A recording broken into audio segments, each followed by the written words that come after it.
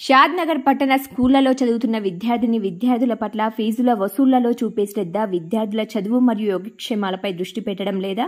అవుననే సమాధానం ఇస్తున్నారు విద్యార్థుల తల్లిదండ్రులు. పిల్లల కోసం కూలీ నాలి చేసి వ్యవసాయం, ఉద్యోగం, వ్యాపారం చేసే ప్రతి ఒక్కరూ తమ పిల్లలను ఉన్నత చదువులు చదివించాలని కలలు కంటారు.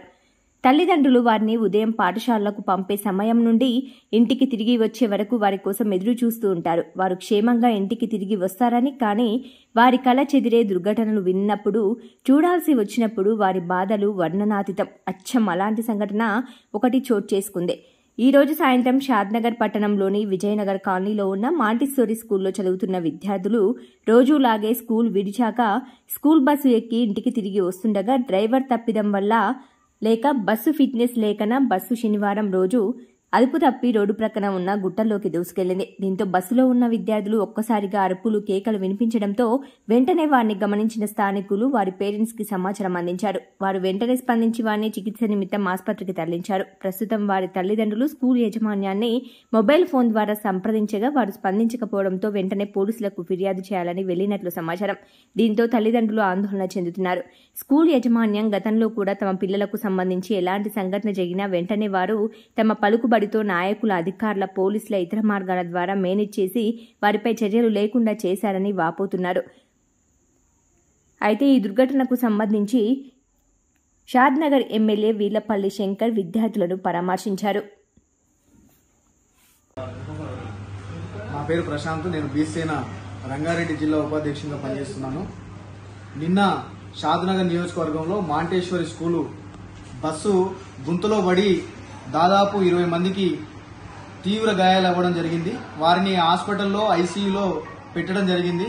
అయినప్పటికీ కూడా ఆ స్కూల్ యాజమాన్యము అక్కడికి ఆ బస్ దగ్గరికి వెళ్ళినటువంటి పరిస్థితి లేదు, విద్యార్థుల దగ్గరికి వెళ్ళినటువంటి పరిస్థితి లేదు.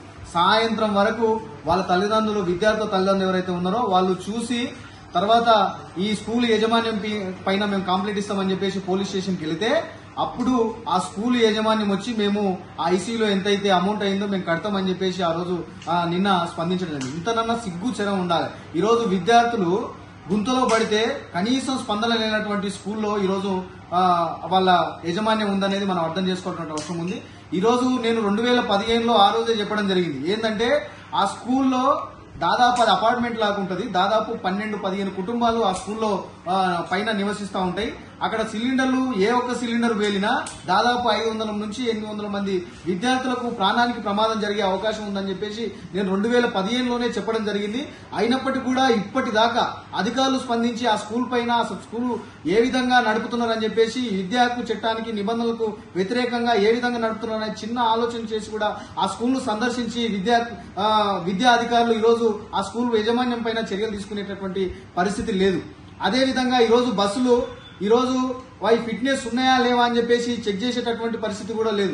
ఆర్టీఓ ఖచ్చితంగా దీనిపైన ప్రతి స్కూల్, అదొకటే స్కూల్ కాదు, ఈ నియోజకవర్గంలో ఉన్నటువంటి అన్ని స్కూల్లో ఉన్నటువంటి బస్సులను ఫిట్నెస్ చెక్ చేయాల్సిన అవసరం ఉందని చెప్పేసి ఆర్టీఓ గారిని నేను డిమాండ్ చేస్తా ఉన్నాను.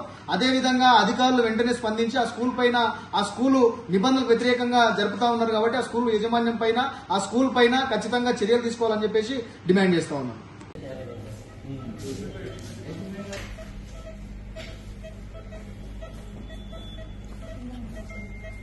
ఏమైందిరా చిన్న?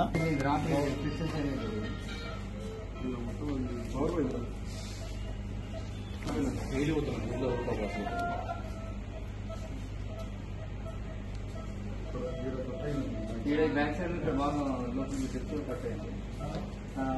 తర్వాత అది స్విచ్ అయిన తర్వాత వామిటింగ్స్ వచ్చినట్టు టెన్షన్తో ఏం కాదు, ఎందుకున్నాడు. ఇప్పుడు హాస్పిటల్లో లేనప్పుడు మనం భయపడాలి, హాస్పిటల్లో ఉన్నప్పుడు భయపడాలి. సీన్ ఉండడేమో మాట్లాడి కనీసం ఫోన్ లిఫ్ట్ చేసి ఏమైనా జరిగిందని చెప్పుకోవడానికి వాళ్ళు పొద్దుగాల కాదు. ఇప్పుడు ఓనర్నే తీసుకుని వచ్చినాం, అన్ని సేఫ్టీ మెజర్మెంట్స్ తీసుకుంటాము. ఏమి అంతే కదా. స్టిచెస్ ఎన్ని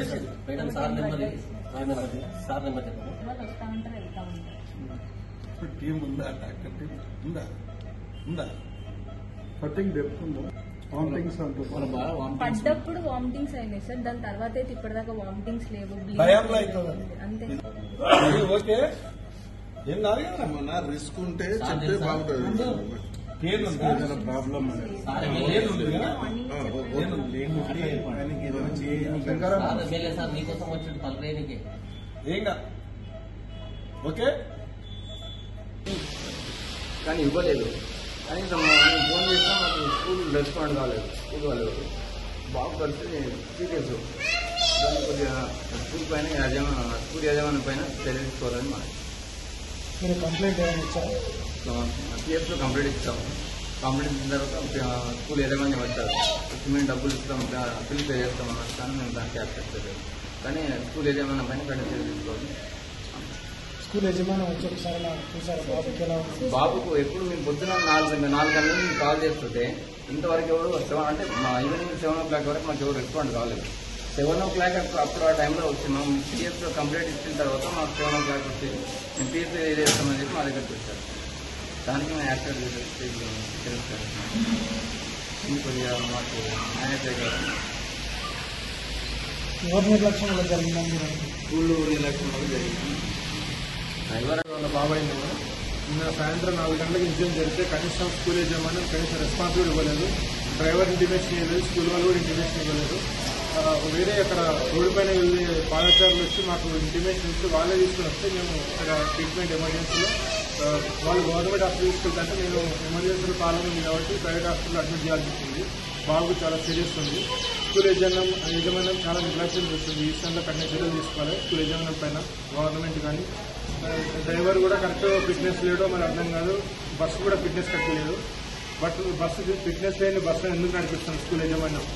డ్రైవర్ పైన ఎందుకు మంచి డ్రైవర్ ఎందుకు పెట్టుకోలేదు? ఖచ్చితంగా యాక్షన్ తీసుకోవాలి స్కూల్ యజమానం. ఖచ్చితంగా స్కూల్ యజమానం పైన కఠిన చర్యలు తీసుకోవాలి. ఫస్ట్ ఇంతవరకు కనీసం స్కూల్ హెడ్ ఇంతవరకు ఎవరు రాలేదు, కనీసం మాట్లాడలేదు. ఎప్పుడు వచ్చినా కానీ బిల్ పే చేస్తామని నైట్ 11 గంటలకు వచ్చి చెప్తున్నారు. బిల్ చేయడానికి మీరు వచ్చింది ఇతర మీరు నెగ్లిజెన్స్ చేసి స్కూల్లో ఎట్లా చేస్తున్నారు? ఇన్ని రోజులు స్కూల్ బస్సులు ఫిట్నెస్ లేకుండా ఎందుకు నడిపిస్తున్నారు? చిన్న చిన్న పిల్లల జీవితాలతో జీవితాలు నాశనం చేస్తారా మీరు?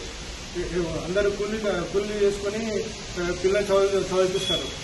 అట్లాంటి పిల్లలని మీరు నిర్లక్ష్యంగా ఇష్టం వచ్చిన బస్సులు నడిపించి, ఫిట్నెస్ లేని బస్సులు నడిపించి లక్షలు అమౌంట్ తీసుకుంటారు స్కూల్ వాళ్ళు. ఇదే నా నిర్లక్ష్యం. మీరు ఇంతవరకు ఏ స్కూల్ మన స్కూల్ వాళ్ళు మాంటిసరీ స్కూల్ వాళ్ళు వచ్చి అమౌంట్ కడుతున్నామంటున్నారు కానీ కండిషన్ ఎట్లు కూడా తెలుసుకున్నారు. కనీసం ఎప్పుడు ఇచ్చినా అమౌంట్ ఇస్తామంటున్నారు. అంతేగాని మేము మాకేం చెప్పలేదు. పిఎస్లో కంప్లైంట్ కూడా చేశాము. స్కూల్ యజమాని చెప్పలేదు. బయట పిల్లలు తీసుకొని వచ్చారు బాబు. బయట రోడ్డు పైన వచ్చే వాళ్ళు తీసుకొని యాజమాన్యం మాకు ఎలాంటి ఇంటిమేషన్ ఇవ్వలేదు. యాజమాన్యం వచ్చింది రాత్రి 7:30 వచ్చారు. మేము కంప్లీట్ ఇచ్చిన తర్వాత ఇచ్చారు. వాళ్ళకి తెలుసు అంటే అక్కడికి లొకేషన్కి వెళ్ళామని చెప్తున్నారు కానీ మనకు వాస్తవం తెలియదు. లొకేషన్కి వెళ్ళామని చెప్తున్నారు. మొత్తం ఎంతమంది పిల్లలు గాయపడ్డారు? దాంట్లో 30 మంది వరకు ఉన్నారు. మా బాబుకైతే చాలా సీరియస్గా ఉంది.